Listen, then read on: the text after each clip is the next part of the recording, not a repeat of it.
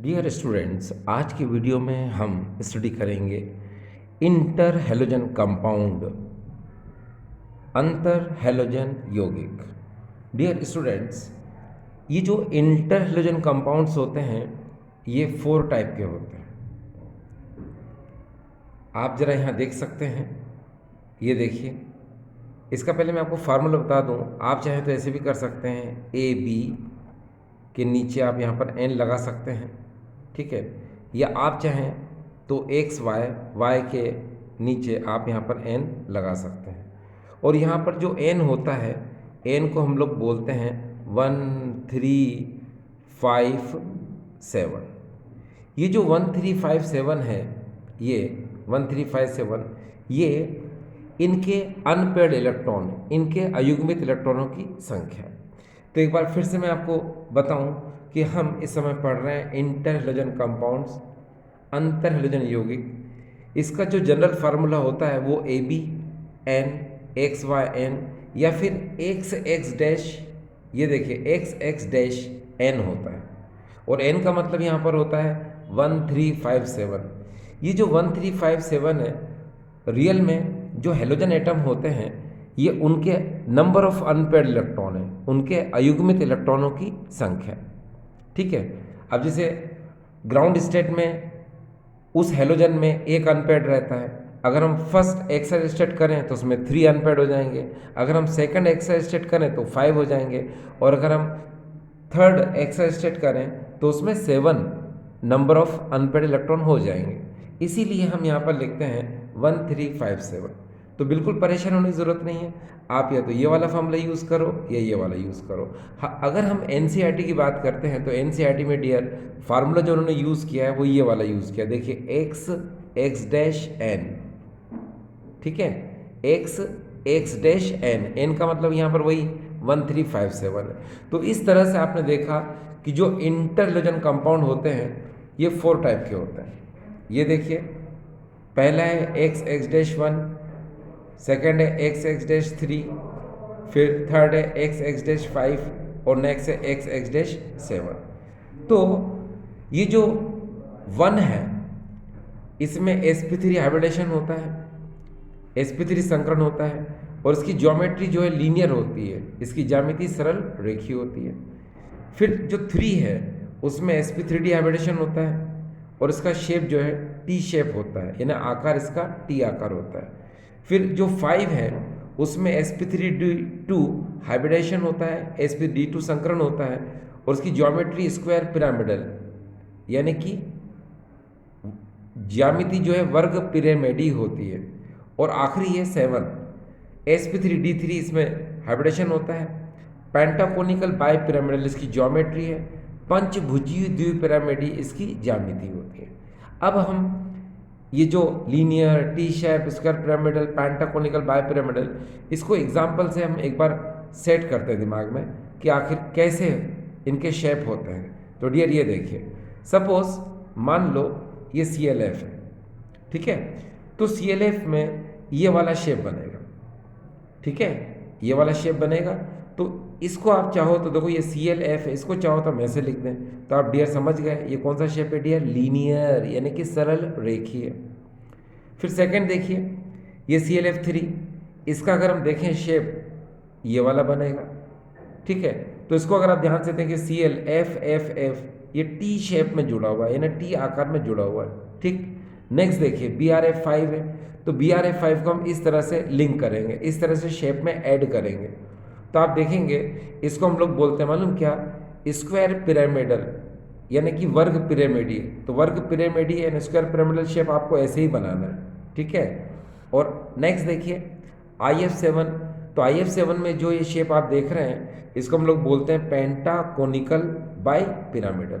ये देखिए I है सेंटर में और इसके अराउंड जो है F है, कितने हैं 7, इसको हम लोग बोलते हैं पेंटाकोनिकल। देखिए 1 2 3 4 5, पेंटागोनल बोलो या पेंटाकोनिकल बोलो, और तो पेंटागोनल, पेंटाकोनिकल, और ये क्या है बाई पिरामिडल।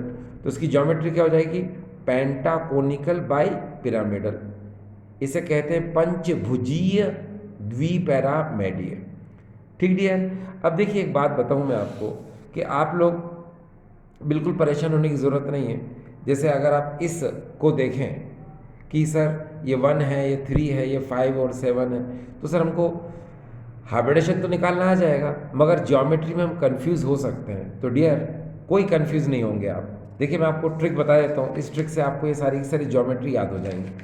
ये ट्रिक है, अगर आप मेरी ट्रिक को देखें तो ये ट्रिक इस तरह से इसको मैंने सेट किया है। ये देखिए 1357 let's P P Y, 1357 let's P P Y. तो इसको करना क्या है, 1357 को ऐसे लिख दो, लेट्स को लिखो ऐसे, let's P P P P by यानी बाई। अब देखिए क्या होगा, अगर 1 टाइप है तो उसमें देखिए लीनियर ज्योमेट्री होगी, 3 टाइप है तो उसमें देखिए टी शेप होगा, 5 टाइप है तो स्क्वायर पिरामिडल होगा, और 7 टाइप है तो पेंटाकोनिकल बाई पिरामिडल होगा। तो डियर याद हो गया आपको कितने आसानी से। देखिए ये सारे के सारे शेप आप देखेंगे ये इसी ट्रिक पर डिपेंड है। ठीक है, देखिए एक बार फिर से 1 टाइप अगर आप ध्यान से देखें, ये देखिए 1 टाइप है ना, ये 1 टाइप, ये 3 टाइप, ये 5 टाइप और ये 7 टाइप। तो देखिए एक बार फिर से ट्रिक को हम समझते हैं। देखिए 1 टाइप अगर है तो उसमें लीनियर ज्योमेट्री यानी सरल रेखीय, 3 टाइप है तो उसमें टी शेप यानी टी आकार होगा, 5 टाइप है तो उसमें स्क्वायर पिरामिडल वर्ग पिरामिडीय, ठीक है, और अगर 7 टाइप है तो पेंटाकोनिकल बाई पिरामिडल पंचभुजीय द्विपिरामिडी। तो आपको ये देखिए ये ट्रिक से कितना क्लियर हो गया, कितनी इजीली आपको ट्रिक से याद हो जाएगा। बस ये याद करना आपको 1357 let's P P bye, 1357 let's P P bye, बस क्लियर हो गया। अब डियर हम एक बात को समझते हैं कि आपके दिमाग में क्वेश्चन उठ रहा होगा कि ये जो इंटरलोजन कंपाउंड है ये क्या होते हैं। ठीक है, तभी मैं आपको इसको एक्सप्लेन करूंगा, और आप ये भी चिंता मत करिए, इनमें से मैं आपको कुछ एग्जाम्पल लेकर समझाऊंगा तो आपसे कभी भी गलती नहीं होगी। ठीक है, चलिए हम इसी के अकॉर्डिंग समझेंगे। तो चलिए शुरुआत करते हैं इंटर हेलोजन कंपाउंड से। अब आपके दिमाग में चल रहा होगा कि यार ये इंटरलोजन कंपाउंड क्या होते हैं, तो चलिए शुरू करते हैं। देखिए हम यहाँ से शुरू करते हैं। देखिए डियर, कोई भी 2 हेलोजन एटम ले लो आप, है ना, जैसे मान लो Cl और यहाँ पर हम ले लेते हैं F, ये देखिए, ठीक है ना, एक हेलोजन एटम ये है, एक हेलोजन एटम ये है। ठीक है, इनको अगर हम कंबाइन करें तो ये इस तरह से कंबाइन होंगे ClF ऐसे। ठीक है, तो मैं कुछ कहने की कोशिश कर रहा हूँ, जरा ध्यान दीजिएगा। देखिए कोई भी 2 डिफरेंट हेलोजन एटम कंबाइन होकर जिस बाइनरी कंपाउंड को बनाते हैं, वो बाइनरी का मतलब होता है इसके 2 पार्ट होते हैं, एक पार्ट ये, एक पार्ट ये, है ना। तो जिस बाइनरी कंपाउंड को बनाते हैं उसको हम लोग बोलते हैं इंटर हेलोजन कंपाउंड। फिर से सुनिए, कोई भी 2 डिफरेंट हेलोजन एटम कंबाइंड होकर जिस बाइनरी कंपाउंड को बनाते हैं उसको हम लोग बोलते हैं इंटर हेलोजन कंपाउंड। इसको हम ऐसे भी कह सकते हैं, कोई भी 2 हेलोजन एटम जिनकी इलेक्ट्रोनेगेटिविटी क्या हो, अलग अलग। देखिए आपको पता है इसकी 4.0 होती है और इसकी 3.0 होती है। ठीक है, तो इसको ऐसे भी बोल सकते हैं, कोई भी 2 हेलोजन एटम जिनकी इलेक्ट्रोनेगेटिविटी डिफरेंट होती है वो कंबाइन होकर जिस बाइनरी कंपाउंड को बनाते हैं उसको हम इंटर हेलोजन कंपाउंड बोलते हैं। या फिर ऐसे भी कह सकते हो, कोई भी 2 डिफरेंट हेलोजन कंबाइंड होकर जिस बाइनरी कंपाउंड को बनाते हैं उसको हम लोग इंटर हेलोजन कंपाउंड कहते हैं। ठीक, एक बार फिर से सुनिए, any 2 different halogen atom combine to form binary compound, this binary compound is called interhalogen compound। Hindi में सुने, कोई भी 2 असमान हेलोजन परमाणु आपस में संयोग कर जिस द्विअंगी बाइनरी कंपाउंड, जिस द्विअंगी यौगिक का निर्माण करते हैं उसे हम कहते हैं अंतर हेलोजन यौगिक, यानी कि इंटर हेलोजन कंपाउंड। तो डियर ये क्या है, इसको कहेंगे हम इंटर हेलोजन कंपाउंड। तो ये डियर हो जाएगा इंटर हेलोजन कंपाउंड। अब डियर एक बात है, क्या होता है कि ये जो इंटर हेलोजन कंपाउंड होता है इसका NCERT के अकॉर्डिंग जो जनरल फार्मूला होता है वो ये होता है X(N) ये होता है, और यहाँ पर ये जो N है ये 1 3 5 7 ये नंबर ऑफ अनपेयर्ड इलेक्ट्रॉन, अयुग्मित इलेक्ट्रॉनों की संख्या। अब इसमें एक बात का ध्यान रखना कि यहाँ पर भी X है, यहाँ पर भी X है, मतलब ये भी हेलोजन है, ये भी हेलोजन है। तो हमेशा याद रखना कि इसमें जो शुरुआत में जो हेलोजन होता है ये लेस इलेक्ट्रोनेगेटिव होता है, कम ऋण विद्युतीय होता है। जो बाद वाला जो हेलोजन एटम होता है ये मोर इलेक्ट्रोनेगेटिव होता है, अधिक ऋण विद्युतीय होता है। ठीक है, तो इसीलिए हम यहाँ एक्स एक्स डैश लिखते हैं। ठीक, आपको पता है कि जिसकी इलेक्ट्रोनेगेटिविटी कम है, यानी कि इसकी इलेक्ट्रोनेगेटिविटी क्या होती है, कम होती है, और इसकी इलेक्ट्रोनेगेटिविटी क्या होती है, एक्स डैश की ज़्यादा होती है। तो जिसकी इलेक्ट्रोनेगेटिविटी कम है इसको हम लोग बोलते हैं पॉजिटिव स्पीसीज, यानी कि धनात्मक स्पीसीज, और जिसकी इलेक्ट्रोनेगेटिविटी ज़्यादा होती है उसको हम लोग बोलते हैं नेगेटिव स्पीसीज, यानी जिसकी ऋणता ज़्यादा होती है उसको हम लोग बोलते हैं ऋणात्मक स्पीसीज। क्योंकि आपको पता है जो पॉजिटिव स्पीसीज है उसे ही हम हाइब्रिडेशन के लिए चूज़ करते हैं, यानी जो धनात्मक स्पीसीज है उसे ही हम संकरण के लिए चुनते हैं। ठीक है, चलिए तो अब हम डियर आपके लिए एग्जाम्पल ले लेते हैं जो आपको बहुत अच्छे समझ में आएगा। ये देखिए, हम ये वाला एग्जाम्पल ले लेते हैं। ठीक है, ये वाला, चलिए शुरुआत करते हैं डियर। देखिए हम आपके लिए एग्जाम्पल ले लेते हैं। ये देखिए शुरुआत करते हैं आपके लिए। यहाँ पर ये हमने एग्जाम्पल ले लिया ClF3। ये देखिए, तो इसमें आपको पता है कौन सा टाइप है, ये XX-3 टाइप है। ठीक है, तो अब हम इसको ले रहे हैं, तो आप ध्यान दीजिएगा कि शुरुआत में जो हेलोजन होता है उसको हम चूज़ करते हैं हाइब्रिडेशन के लिए। तो किसको चूज़ करेंगे, Cl को। तो ये Cl का एटॉमिक नंबर कितना है डियर, ये देखिए 17। हम इसको कैसे लिख सकते हैं, 2, 8 और ये 7 हमने लिख दिया, क्योंकि आपको पता है हाइब्रिडाइजेशन में, संकरण में जो वैलेंस शेल के इलेक्ट्रॉन होते हैं वही पार्टिसिपेट करते हैं। ठीक है, तो हम इसको लेंगे, देखो n इक्वल टू ये 1 है डियर, ये 2 है और ये 3 है। तो 3 है तो यहाँ सबशेल भी क्या होंगे डियर, 3 होंगे, sp और ये d। अब यहाँ 3 लिखा है, सबके आगे 3 लगा दो, 3 3 एंड 3। इलेक्ट्रॉन 7 है तो यहाँ पर 2 कर दो और 5 p में 5 कर दो, तो 3s2 3p5, यानी ये 7 हो जाएंगे। ठीक है, आपको पता है हाइब्रिडाइजेशन में 3 स्टेट होती है, ground state, excited state and hybridise state. तो चलो शुरुआत करते हैं। सबसे पहले हम यहाँ पर ये ग्राउंड स्टेट की, तो ग्राउंड स्टेट में क्या होता है, जो यहाँ लिखा रहता है उसको सेम ऐसे कैसे लिखते हैं। ये देखिए 3s में इलेक्ट्रॉन कितने डियर, 2, तो हमने 2 लिख दिया। फिर 3p में कितने डियर, 5, तो p में ऑर्बिटल आपको पता है कितने बनते हैं, 3। तो इसमें एक एक करके भरते हैं पहले electron according to Hund's rule, पहले सिंगली भरते हैं, बाद में पेयरिंग करेंगे तो 5 यहाँ आ जाएंगे।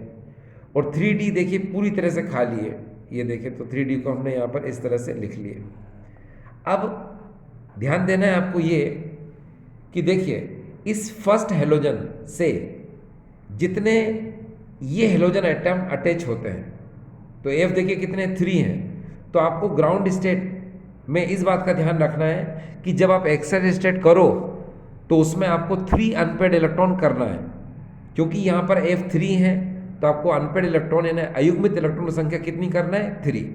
तो F3 है इसलिए 3 करना है अनपेड। चलो अब हम ग्राउंड स्टेट के बाद हम करेंगे, ये देखिए एक्साइड स्टेट, क्योंकि आपको पता है अभी सिर्फ एक ही अनपेड है। ठीक है, और हमको करना कितने डियर, 3 करना है ना।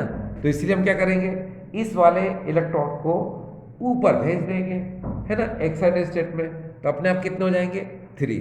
तो चलो ये देखिए इसको हमने ऐसे किया और यहाँ पर हमने 1 1 1 1, इसको हम ऊपर लेकर गए थे 3D में, तो ये देखिए 3D को हम इस तरह से बना देते हैं। इस इलेक्ट्रॉन को ऊपर लेकर गए थे हमने, ऐसे लिख लिया। अब आपको पता है कि हम क्या करेंगे, आपको पता है कि एक्साइड स्टेट में, उत्तेजित अवस्था में, कुछ ऑर्बिटल में पेयर्ड इलेक्ट्रॉन हो और कुछ में अनपेयर्ड इलेक्ट्रॉन हो, तो हम क्या करते हैं, सपोज इलेक्ट्रॉन फिलअप करते हैं। क्यों, इन ऑर्बिटल की एनर्जी सेम करने के लिए। तो चलो एक सपोज मैं यहाँ कर देता हूँ, ये देखिए एक सपोज मैं यहाँ कर देता हूँ और एक सपोज मैंने यहाँ कर दिया। अब हाइब्रिडेशन कौन सा हो गया डियर, देखिए sp3d। ठीक है, तो देखिए ये है हाइब्रिडाइज स्टेट। ऑर्बिटल काउंट करो, 1 2 3 4 5, ये 5 ऑर्बिटल आपको बनाना है। ये देखिए, तो यहाँ जो एक्साइड स्टेट में करते हैं बिल्कुल सेम ऐसा कैसा हम यहाँ लिखते हैं हाइब्रिडाइज स्टेट में। तो देखिए ये पूरा ऐसे कर दो, फिर यहाँ पर भी ऐसे कर दो, फिर देखिए बाकी एक इसमें डार्क है और एक डॉटेड, फिर एक डार्क है एक डॉटेड, फिर एक डार्क है और एक डॉटेड। तो हाइब्रिडेशन कौन सा वर्ड है इसमें, sp3d, ये हो गया। अभी जो sp3d है इसका शेप आपको पता है ट्रायगोनल बाइपिरामिडल बनता है ना डियर। तो चलो इसका शेप को देखिए कैसे बनेगा। इसका शेप इस तरह से बनेगा, यानी आप ये देखिए ऐसे कर दीजिए, ठीक है, ये सेंटर बना लो यहाँ पर, इस तरह से आप यहाँ पर ऐसे कर दीजिए, ऐसे कर दीजिए, और फिर यहाँ पर स्ट्रेट ले लो इस तरह से, ये बाइपिरामिडल बोलते हैं इसको। अब देखिए शुरुआत में कौन था, Cl, तो मिडिल में Cl लिख दो, लिख दिया, और फिर कौन है यहाँ पर, F है। तो F हमेशा किससे जुड़ते हैं, जो सिंगल इलेक्ट्रॉन होते हैं। मैंने आपको ये कहा है इस समय, देखिए कि ये जो हाइब्रिडाइज्ड स्टेट है, संकृत अवस्था है, इसमें जो डॉटेड इलेक्ट्रॉन होते हैं उनको कभी भी हम शेप बनाते समय नहीं लिखते हैं, ठीक है, इतना ध्यान रखना। सिर्फ जो डार्क हैं उनको लिखते हैं। तो देखिए डार्क यहाँ 2 और 2, तो इनको एक काम करो यहाँ लिख लो, ऐसे लोन पेन यहाँ लिख लो, इक्वाटोरियल पोजीशन में है, इसको हम लोग बोलते हैं शीर्ष पर। अब बाकी के देखिए जो डार्क हैं 1 2 3 है, तो एक डार्क को यहाँ लिख लो, एक को यहाँ लिख लो, एक को यहाँ लिख लो, लिख लिया। अब क्योंकि इससे ही तो F अटैच होंगे, आप इसको इस तरह से अटैच कर दो, या आपने ऐसे अटैच कर दिया। ये देखिए आपको इस बात की जानकारी है कि इसमें sp3d हाइब्रिडेशन है, तो इसमें एंगल क्या होगा, 120 डिग्री का, 90 डिग्री का। आपको ये भी पता है कि sp3d ज्योमेट्री है, तो इसका शेप ट्रायगोनल बाइपिरामिडल है, होना चाहिए। ये देखिए ट्रायगोनल बाइपिरामिडल, बाइपिरामिडल, त्रिकोणीय द्विपिरामिडी होना चाहिए। मगर मैंने आपसे कहा था कि जब भी लोन पेयर है, ठीक है, और यहाँ पर बॉन्ड पेयर है, तो इनमें रिपल्शन होता है, प्रतिकर्षण होता है, जिसकी वजह से इनका एंगल और ज्योमेट्री क्या होती है, चेंज हो जाती है। और हमें कंपलसरी लिखना क्या होता है, ज्योमेट्री। तो लोन पेयर जब बॉन्ड पेयर को रिपल करते हैं तो इसकी ज्योमेट्री मैं आपको बता चुका हूँ। ये देखिए कौन सा शेप नज़र आ रहा है आपको, टी शेप। तो बस, तो यहाँ लिख दीजिए after repulsion, after repulsion, repulsion यानी कि प्रतिकर्षण के बाद। तो प्रतिकर्षण के बाद इसका शेप कौन सा होगा, टी शेप। ये देखिए टी शेप, क्लियर। अब मैं आपको एक बहुत इंपॉर्टेंट बात बताता हूँ। वो इंपॉर्टेंट बात ये, देखिए ज़रा ध्यान से, कि ये ClF3 है, तो आपको ये देखना है कि इस Cl को तो आपने हाइब्रिडेशन के लिए चूज़ कर लिया, जितने F हैं यहाँ पर उतने ही आपको एक्सल स्टेट में यानी यहाँ पर अनपेड इलेक्ट्रॉन करना है, और सपोज इलेक्ट्रॉन भर के आपको हाइब्रिडाइज स्टेट करना है। लेकिन एक बात हमेशा दिमाग में रखना आप, कि सपोज इलेक्ट्रॉन कब भरते हैं, जब कुछ ऑर्बिटल में पेयर्ड इलेक्ट्रॉन हो और कुछ में अनपेयर्ड हो, तब भरते हैं, हमेशा नहीं भरते, ठीक है, हमेशा नहीं भरेंगे, बात हमेशा दिमाग में रखना आप। देखो इसीलिए हम एक और एग्जांपल ले रहे हैं, वो हमारा आखिरी एग्जांपल होगा, आपको बिल्कुल क्लियर हो जाएगा।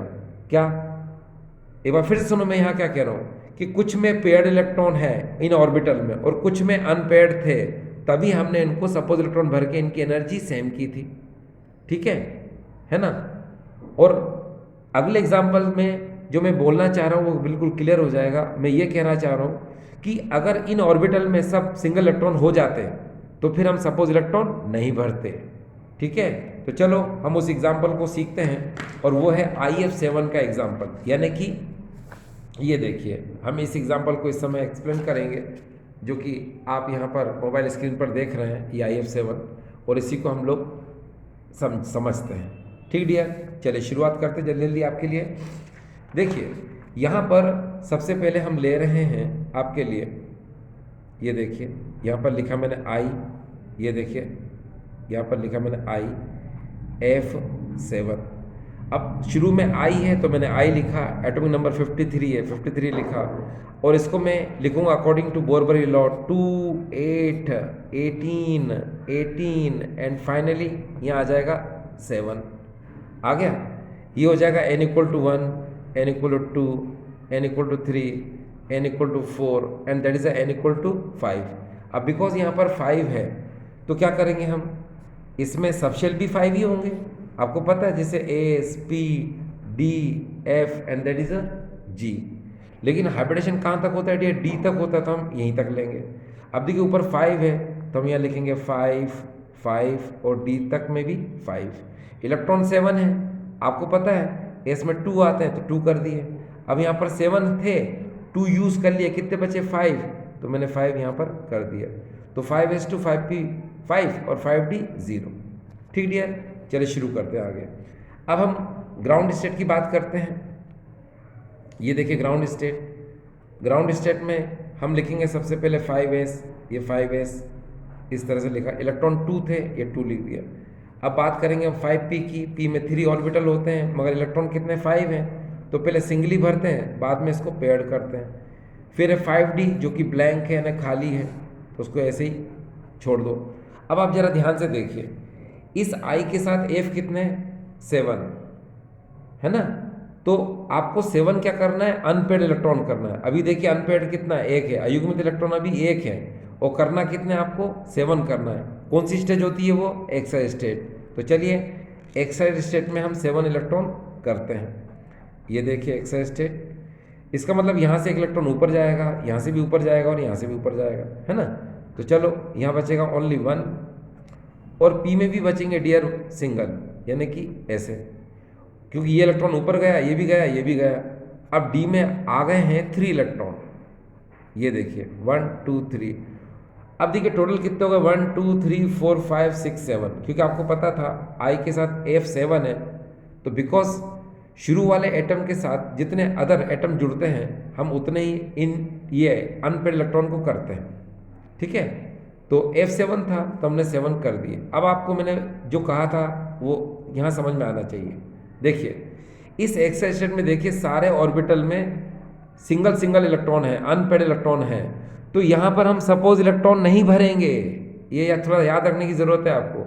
सपोज इलेक्ट्रॉन कब भरते हैं, जब कुछ ऑर्बिटल में पेयर्ड हो और कुछ में अनपेयर्ड हो, लेकिन डियर यहाँ तो सब में ही अनपेयर्ड है, तो यहाँ पर हम सपोज इलेक्ट्रॉन नहीं भरेंगे, डायरेक्ट हाइब्रिडेशन कराएंगे इसका, क्योंकि एस है, ये P3 और ये D3।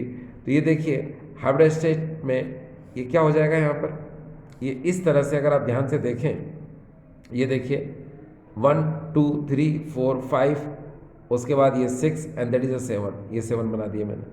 हाइब्रिडेशन कौन सा हो जाएगा, sp3d3। ये देखिए अब sp3d3 में डियर आपको पता है इसकी ज्योमेट्री और शेप क्या होगा, ये देखिए इस तरह से बनाना है आपको, ऐसे कर दिया आपने।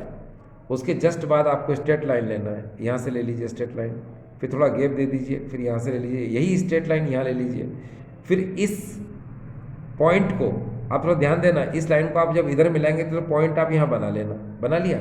अब देखना कैसे करना है इसको, लाइक दिस, ठीक है, फिर इसी को लाइक दिस कर दिया। अब इन सबको ऐसे मिला दीजिए, that this and this and this and this and that is a dotted like this, ये हो गया। ये देखिए अब यहाँ पर I लिख दीजिए आप और हर तरफ F लिख दो, F F F F F F and that is a F। ये देखिए सब जगह आपने F लिख दिया। आपको पता है इसमें हाइब्रिडेशन कौन सा था, sp3d3। तो ज्योमेट्री इसकी क्या है, इसको हम लोग बोलेंगे पेंटाकोनिकल बाइपिरामिडल, पेंटाकोनिकल बाइपिरामिडल, बाइपिरामिडल। इसको हिंदी में कहते हैं हम पंचभुजीय द्विपिरामिडीय, ठीक है। और एंगल आपको पता है ना, कॉर्नर बिकॉज 5 है तो 360 को 5 से डिवाइड करोगे तो आएगा 72 डिग्री, और ये खड़े में यानी कि बाइपिरामिडल में हमेशा 90 होते ही। अब आप देखना इसमें आफ्टर द रिपल्शन ज्योमेट्री नहीं बनेगी, ना ये एंगल होगा। पूछो क्यों, वो इसलिए डियर क्योंकि इस ज्योमेट्री को ध्यान से देखिए, कहीं पर भी लोन पेयर इलेक्ट्रॉन नहीं है, तो लोन पेयर नहीं है तो ये वेस्पर थ्योरी का एग्जाम्पल नहीं है। अगर ये वेस्पर थ्योरी का एग्जाम्पल होता तो हम आफ्टर द रिपल्शन करके उसकी नई ज्योमेट्री लिखते। ठीक डियर स्टूडेंट्स, तो आई होप आपको ये समझ में आया होगा, ठीक है। ठीक डियर स्टूडेंट्स, थैंक यू।